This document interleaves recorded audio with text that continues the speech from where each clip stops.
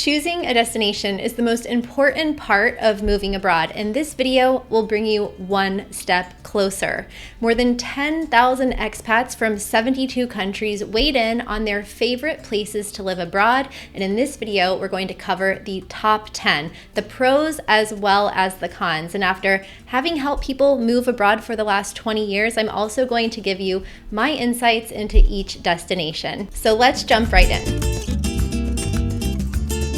In 10th place on our list, we have Malaysia, which actually dropped 5 spots from last year, but it's still one of the best places to live in the world, so don't worry about that. So let's start out with what people really love about living in Malaysia. And first and foremost, it is the cost of living. So this can be more than 50% lower than living in the United States. According to Numbeo, the estimated costs for a single person living in Malaysia without rent are around $500 per month. Now with rent, of course, that might double to about $1,000 per month. And I find that in a lot of the cost of living websites online, they can be either too low or too high. So let's look at a couple of different ones.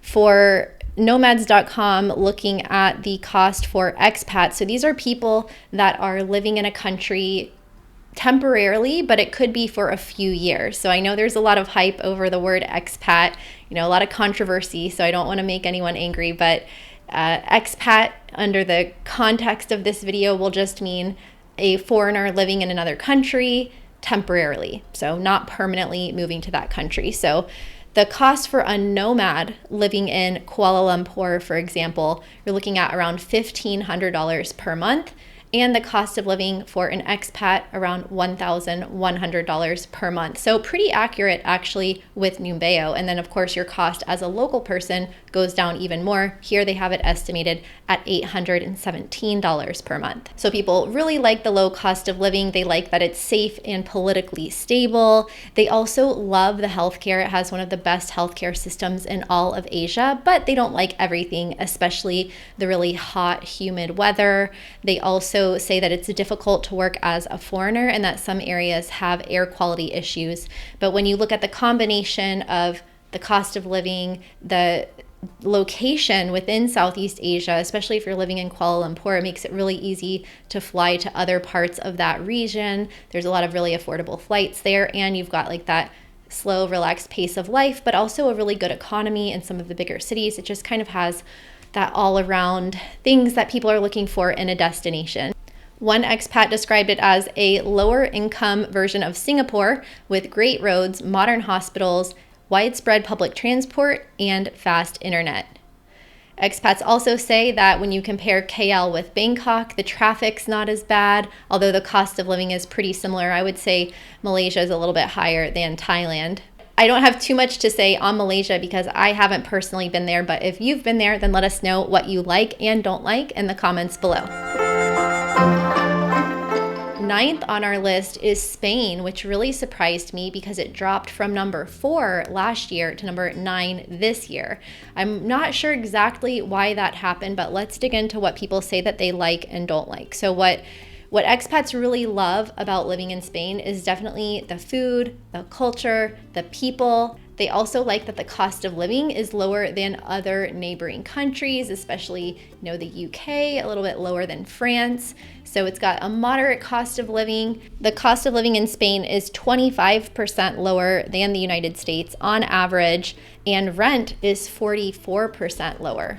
When looking at the cost of living, not just for a local, but for a nomad or an expat, locals for sure are going to be able to live around $1,000 to $1,500 per month, maybe even less, depends on their rent price. But foreigners are typically going to be spending at least $2,000 a month, maybe $2,500. If we look at Nomads.com, we're seeing ranges for short-term digital nomads anywhere from $1,800 a month to $4,500 a month. So it can get a bit higher, especially in places like Madrid, Barcelona. So if we look at an expat cost of living in Barcelona, right on $2,500 per month. And if we look at somewhere like Malaga, which is definitely more affordable, definitely has lower rent prices, it's hovering around $2,000 per month. I have a few videos on Spain on the best places to live there and the cost of living in Spain, so I will link to those in the description below. But let's see what else people like and don't like. They love the weather, they love the expat community, they really appreciate that there's a lot of visa options to live in Spain. You have a digital nomad visa, you have the non-lucrative visa for retirees, so that makes it really flexible. Spain's welcoming to all different types of people. They like that they can access the healthcare system and that it's also among some of the best in Europe. They don't love, however, some of the things that they don't like about a lot of countries. So they say that the job market can be difficult for foreigners. The salaries can be lower than in other countries, which probably won't come as a surprise to you. Also, the taxes can range from 19% to 47%. So people aren't very excited about that. And then really housing costs come into the picture a lot in Spain. The housing crisis has been well publicized, also their neighbor in Portugal. And so that makes it really hard for people to live there. We're not just looking at retirees moving in Spain, but the people who responded to this survey, they are from 72 different countries. So we've got people of all different ages, people who are working, people who are retired. And but overall, people like that they can get by on around anywhere from $1,500 to $2,500 per month if they're staying on a budget. And it's really this combination: good food, high quality of life, friendly people, lots of nature, lots of diversity, beaches, mountains, cities. You've got it all. You've got the amazing history, culture, museums, so much to do in Spain. And you also have really good transportation to get around Spain. You can fly, you can take the train, you can get cheap flights to other places, you can pop over to the Canary Islands. So I really like Spain as a place to live myself. I've been there many times. I'm actually headed there this week, so we'll have some more new videos about living in Spain where I'll be interviewing my relocation clients. So make sure to subscribe, turn on your notifications. You don't want to miss that. I've never done any videos like that before. So the reason that I think a lot of my clients like Spain, a lot of people who answered the survey like Spain, you might be thinking about moving to Spain, is because it really, ticks so many boxes on creating a affordable, high quality of life location with lots of things to do and see. Now for the 8th country on the list, we're going to go all the way to the other side of the world, and that country is Indonesia, which actually ranked the same last year. And this year there's a big theme in which countries ranked the highest and which countries ranked the lowest, which I also will talk about in a separate video linked to this one. And the main factor, the main concern that everyone has on their mind is cost. So you're going to see that the countries that are ranking at the top of this list are the ones that are the most affordable in the world, because it's tough out there right now. The cost of living is high, inflation is high.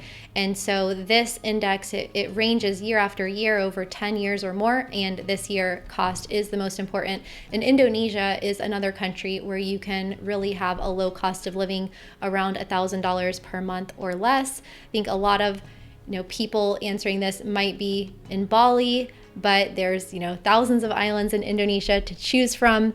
People like the very friendly people there. They love the beaches. I mean, we've got incredible beaches throughout this country, and it's also easy to find affordable housing here compared to a lot of other places. Even in Bali, that the costs have gone up in recent years, you can still find a nice place to rent around $500 per month. And there's a real growing digital nomad community in Bali, and so people really like that, but they don't like if they aren't digital nomads and they have to work there. So for digital nomads and retirees, people like Indonesia, but if you're going there to look for a job, the work opportunities can be scarce. The infrastructure can be non-existent in certain places, depending on how far off the beaten path you are. And it's hot, it's hot and humid year round. And it's also in a different time zone from the other side of the world, from the US, Canada, the Americas, Europe. And so that makes it really difficult to work. If you're working online, you've got to be putting in the night shift there. So those are some of the downsides there. But it says here that you can live comfortably in Bali for $800 to $1,500 per month. And They have, visas there that you can stay for up to 5 or 10 years now. If you want to get the retirement, second home visa, a lot of people also get business visas there. So I was actually just talking about Bali this morning. Someone asked if I could go anywhere in the world right now, where would it be? And I said, I haven't been to Bali in 10 years. I wouldn't mind popping down there and just enjoying some of the really fresh, healthy food, the sunshine, and the atmosphere, everything. I just really like it there, although it has gotten a lot more crowded, a lot more polluted. They've got some issues with plastic, trash accumulating on the beaches, and that also goes for other parts of Indonesia as well. Indonesia actually ranks number 1 on this list out of 46 countries for personal finance. So if you're looking for a place to stretch your dollar, it could be for you. Coming in at number 7 on our list is the United Arab Emirates, which also moved up 1 spot from number 8 last year. And one of the major cities in the UAE that expats love is Abu Dhabi. The UAE ranks really well on 3 different factors. First, ease of settling in. Second, bureaucracy. And also getting by without speaking a foreign language. So it's a very much an anomaly compared to other countries where bureaucracy is what's making it among the worst places to live, or it's the thing that people like the least about living there. The UAE, they make it so easy to go there. Their digital nomad or remote work visa processing times are like a few days, in some cases a couple weeks. And so people really value that they can just, go there and get set up, get straight into their lives. And also because it's such an international, there's a big international community, whether you're in Dubai or Abu Dhabi, and people find it really easy to make friends there. A lot of people speak English. It's definitely the language of business. You've got, a lot of big companies there, a lot of real estate development. So it's a very good place for commerce. It's not ranking as one of the best places to live year-round because of the climate. It gets really hot there in the summer, so this tends to be more of a seasonal destination. You'll find especially a lot of British expats going there for the winter and making the UAE their tax domicile so that they can pay low or no taxes. So there's a lot of benefits to living there. They've got, remote work visa, retirement visa. On the downside, you have a high cost of living as well as that weather. So here they say that you can expect to spend between $2,500 and $4,000 per month to live there, but you might save in a lot of other areas such as taxes, so trade-offs. People also like the healthcare. 88% are happy with the medical services there versus 70% globally, and 94% say that they feel safe there and it's safe and politically stable, so they really like that. And the luxury lifestyle, if you're looking for a place with modern amenities and that luxury touch, then the UAE could be for you. Now, before we get into the top 6, this next country was not on the list at all last year, and there's also 2 countries that were in the top 10 last year that fell off the list this year. So make sure to watch the end. I'm going to reveal what those are later. But first, the country that really surprised me being on this list in 6th place is China. China was not on the list last year, but people really love it. They say excellent career opportunities, great infrastructure, especially the high-speed train, and that the cities are really safe with low crime. They also say that the cost of living is really low and that there's growing expat communities, especially in places like Shanghai. Now, I've been to Hong Kong and Macau, but I haven't spent much time in mainland China, so I don't know so well the pros and cons of living here. But on the downside, people say that the language barrier is a big issue. Learning Mandarin is essential if you want to live there. The internet is restricted as well, so you'll really need to have a VPN if you live here. And there's also a lot of cultural adjustments. The food can be different. Big culture shock coming depending on which country you're moving to China from. But let's take a closer look at the cost of living here. It looks like in Shanghai or Beijing, you can expect to spend $2,000 to $3,500 per month, so not bad for living in a massive city. And then in smaller cities, you can live comfortably on $1,200 to $2,000 per month. China offers various visa options, including work visas, business visas, and more recently introduced pathways for foreign talent and retirees. What's interesting about China ranking so high is that it shows that expats are looking beyond just beaches and retirement destinations. They're looking for career opportunities and modern infrastructure, which China delivers in spades. China isn't the only place that you'll want to have a VPN, however, and so this is a good time to introduce our sponsor of today's video, Surfshark. When you're traveling, you're constantly on public Wi-Fi networks in airports, cafes, co-working spaces, and this puts your information at risk. Even more so, have you ever booked a flight from one location and seen a different price from somewhere else? I'm in Spain right now, and on the way over here, it was $5,000 to upgrade my flight to business class, but now that I'm leaving, they're offering me that same upgrade for €200. So where you are matters, whether you are booking flights, logging into your online banking, or surfing the web. That's why I started using Surfshark VPN. First, Surfshark encrypts all of your data on public Wi-Fi, so hackers can't steal your information. Second, it lets you connect to servers in over 100 different countries, so you can get the best prices on flights, hotels, and rentals. I've saved hundreds of dollars doing this. Third, it also helps you access your accounts and streaming services anywhere in the world. And the Clean Web feature blocks all of those annoying ads and malware, which actually saves you on data when you're traveling. The best part is that Surfshark works on unlimited devices. You can use it on your phone, your laptop, and it costs less than a cup of coffee per month. Right now, you can get Surfshark with an exclusive deal. Just go to surfshark.com/KristinVPN and get 4 months free. You can use the link below this video or scan the QR code right here and use the code KristinVPN to get those 4 months free. There's also a 30-day money-back guarantee, so there's absolutely no risk to try it. Just go to surfshark.com/KristinVPN using the link below right now and give it a try and make sure to protect your privacy wherever you're traveling in the world. Now let's check out more countries where you can travel and live abroad. Moving up to number 5, we have Vietnam, which actually jumped up a few places last year, and the main reason for that is the low cost of living. This is one of the countries on this list where you can realistically live for less than $1,000 per month without sacrificing good food, a strong expat community, fast internet, and beautiful nature and beaches. The average cost of living for short-term nomads on Nomad List is between $800 and $1,100 per month. So you can see how if you're living there long term, you could easily bring your cost of living down below $1,000 per month and still live comfortably. On the downside, there are a few things that expats definitely don't love. First and foremost, the crowds. The traffic can be pretty bad. It can be dangerous to drive around, especially if you're on mopeds. People also cite the pollution being a factor, and they also say that the healthcare quality can be inconsistent.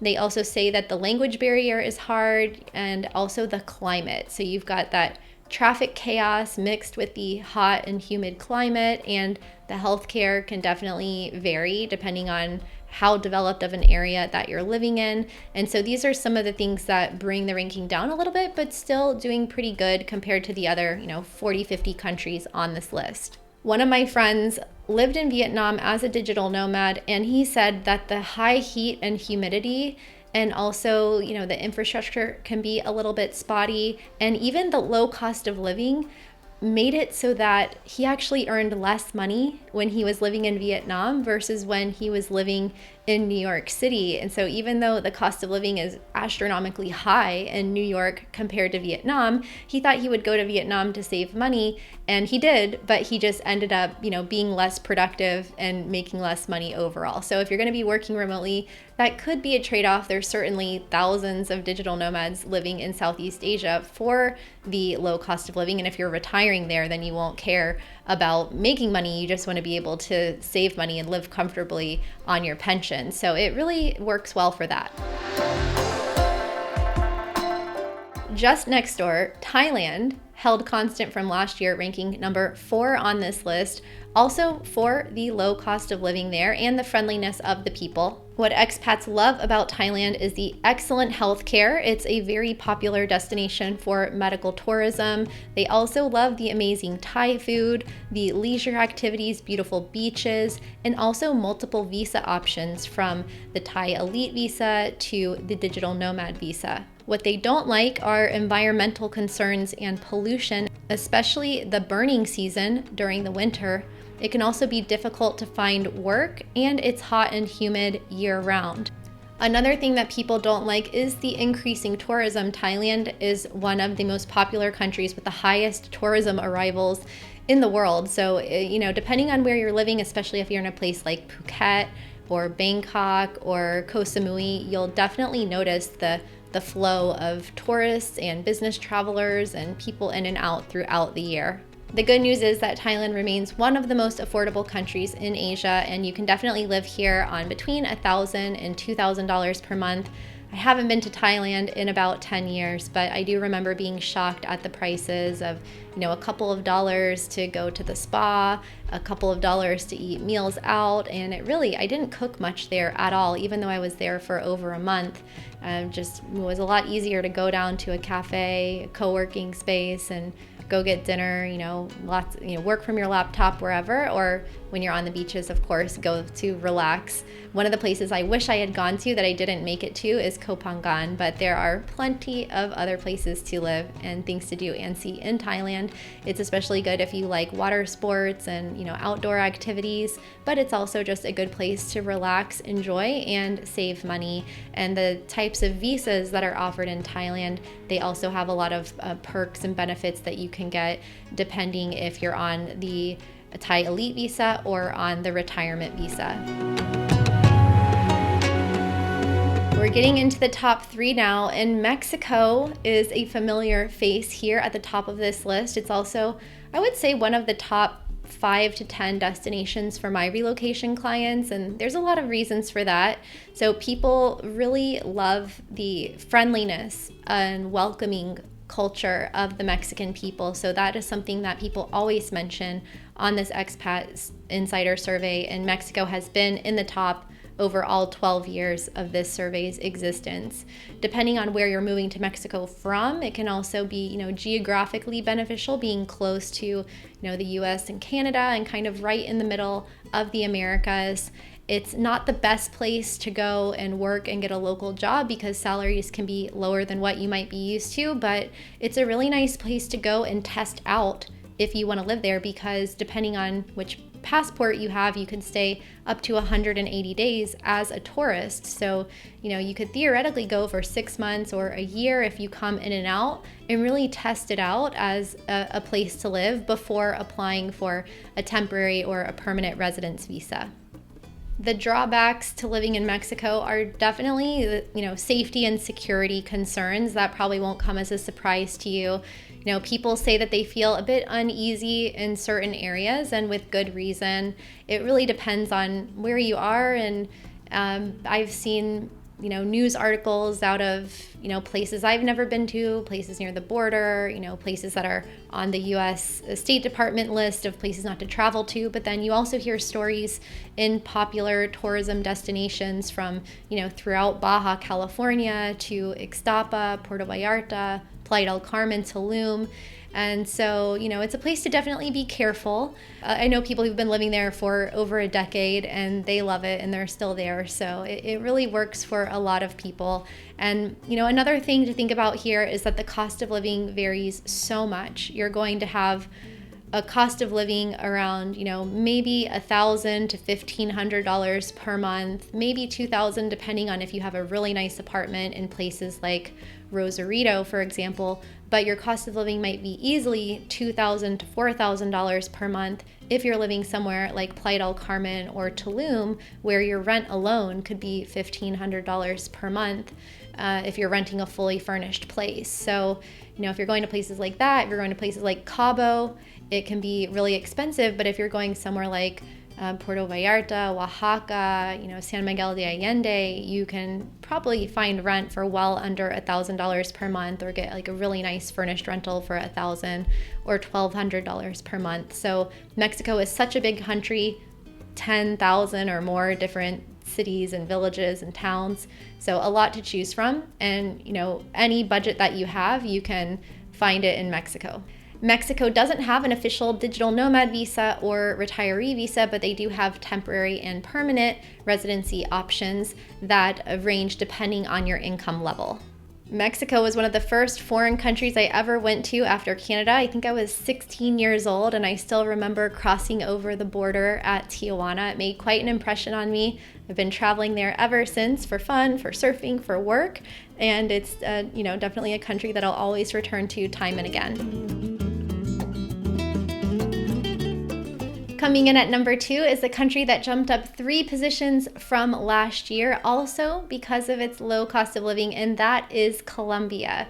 So people love that you can live there for around $1,000, $1,200, $1,500 a month, depending on where you are in the country. I have a friend who lives in Cali with his wife and child, and they live very comfortably for a whole family, less than $2,000 per month. But if you're going places more like Medellin, especially in El Poblado district, then the rent prices can be a lot higher. And that's actually one of the things that people don't like about Colombia is the rising housing costs. And this seems to be a trend everywhere in the world. So if you're thinking about moving abroad, go soon and make sure you find a good spot to live before the prices keep going up. Now, people also really like the friendly, welcoming locals and culture there, really fresh food everywhere. I personally find it difficult being vegan to be in Colombia if I'm out in like the campo, as they call it, so out in kind of farms, like smaller villages. But if you're in Bogota, if you're in Medellin, it's really easy to find any type of cuisine that you're looking for, especially in places like El Poblado.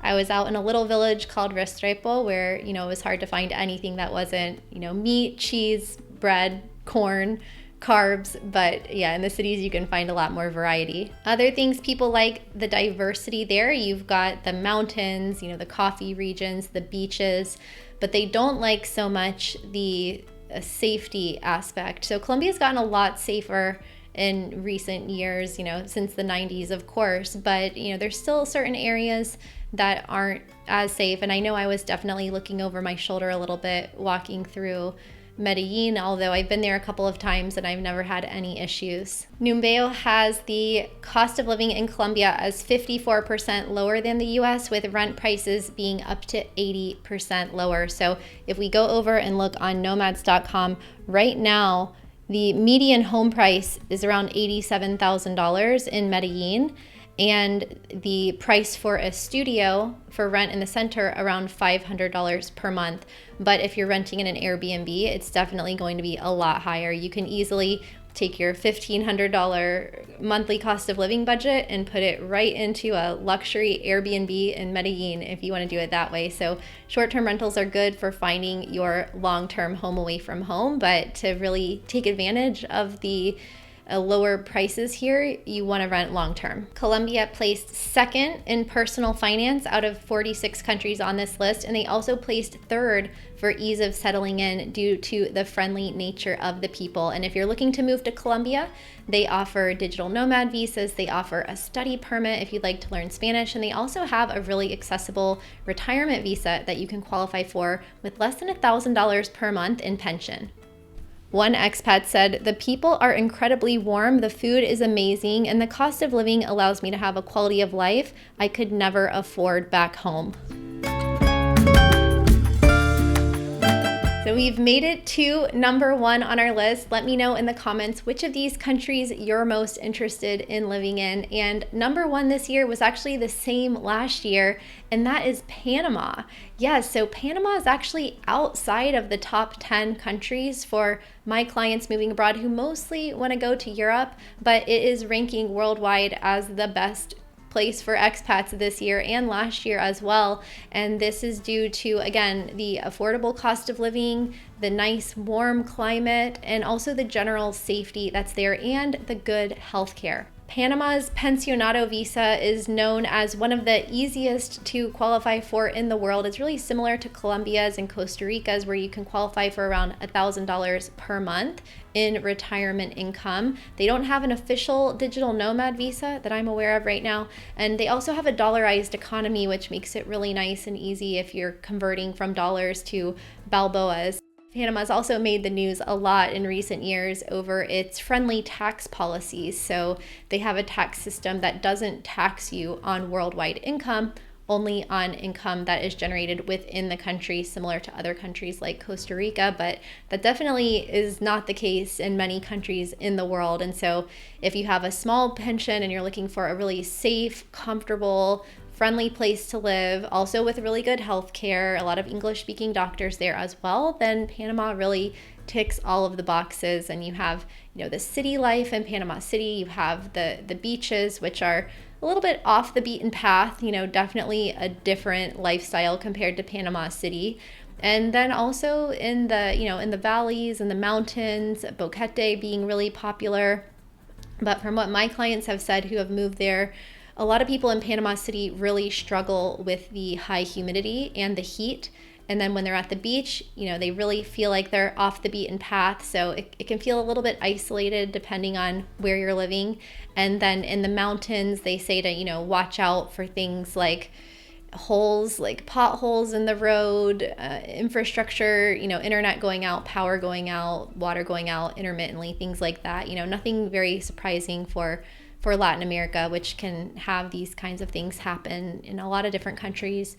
But yeah, a bit treacherous to walk on some of those mountain roads, maybe not having as good of public transportation as the city. So definitely make sure to have a car if you're going to be living somewhere very remote. Another thing that people mention that they don't like so much is kind of the slow pace of life, the mañana time as it's called.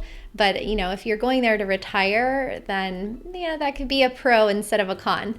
But what really surprised me about Panama is that it ranks number 1 out of 46 countries for working abroad, which really shocked me. But apparently there's really good career prospects there. They have good salaries and job security and really good work-life balance. So that surprised me. If you know anything about that, comment below. But it also ranks really high, second for, expat essentials, things like language, housing, administration. Second for ease of settling in, which is like friends and culture and that welcoming feeling. And then also third for quality of life when it comes to healthcare, leisure, transportation, things like that. So Panama is definitely your all-around winner this year.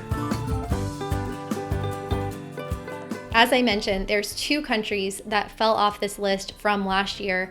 One is Portugal, which fell off the list due to the rising cost there, the rising house prices, and also the phasing out or the changes to the Portugal NHR tax regime. And the Philippines fell off the list mainly due to lower ratings on infrastructure challenges and also environmental concerns. So now that you know the 10 best places to live for expats, watch this video next where I'm going to be breaking down the 10 worst countries plus the United States, which also made it onto this list.